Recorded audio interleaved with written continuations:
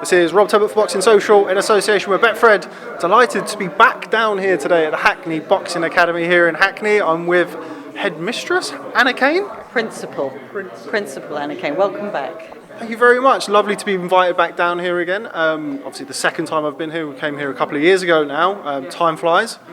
Tell me a little bit about, or people who may not have been familiar with the Hackney Boxing Academy, just what the school is all about.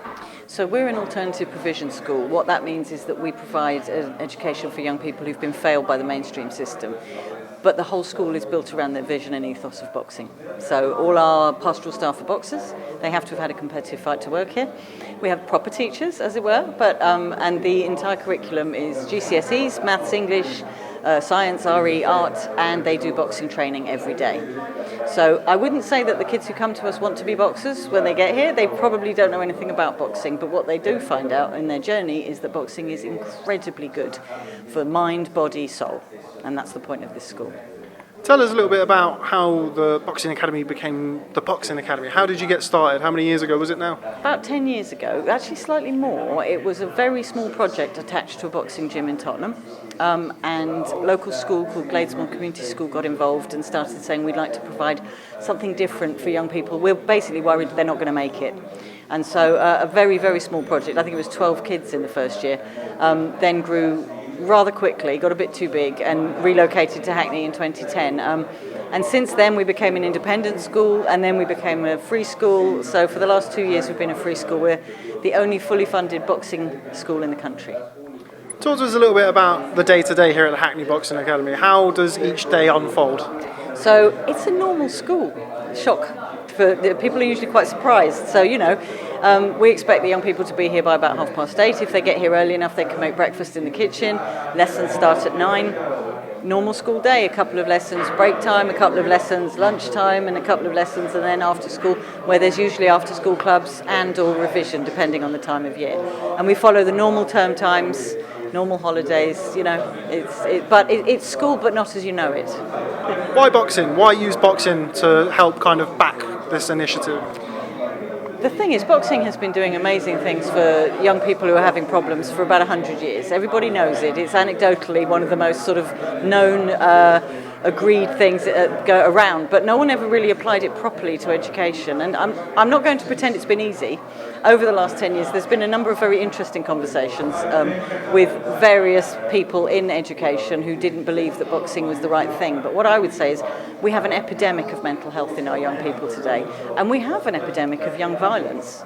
And actually, boxing is the opposite to violence, and that's the biggest problem we found when we were starting. People assume that because it's boxing, it must be bedlam. People must be punching each other all the time, and everyone thinks that's great. Of course, anyone who knows anything about boxing knows that it's about controlling yourself. It's not about violence. It's about discipline, having a plan, being part of a team, and just executing that plan. And if you take those lessons from boxing and you use them in life, then you will be able to achieve whatever you want. So the young people who come to us, they're not looking to be boxers. That's not the point of this school. I mean, they can. Occasionally they do box. But most of the time, they really don't know how to go about life in general. And so what we've found is that the lessons from boxing, as any boxer will tell you, will take you anywhere you want to go in life. What's the future like for the Hackney Boxing Academy? I mean, it's been a couple of years now since I've been here. I'm sure a lot's gone on since then. What is the future like? So at the moment we're waiting for a new build. You may have noticed how cramped this gym is. We are weeks away from a new construction project starting, which will be great. It'll probably take about a year. And then after that we'll have a larger building. We'll have more opportunities to help more young people. And I think probably then we're looking at expanding into different areas because we've been approached by a lot of different places saying, we need a boxing academy. Can you come and talk about opening a school here? So we look forward to that. And of course today we're joined by Regis, unbeaten WBA super lightweight champion. Tell us how that came to pass and how good was it to have him down here for the kids?